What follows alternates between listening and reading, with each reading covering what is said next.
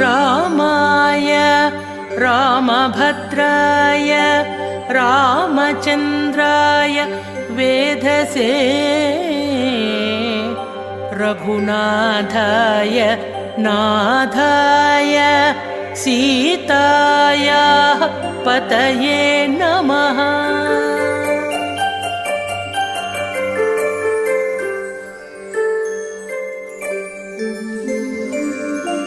श्रीराम राम रघुनन्दन राम राम श्रीराम राम भरताग्रज राम राम श्रीराम राम रणकर्कश राम राम श्रीराम राम शरणं भव राम।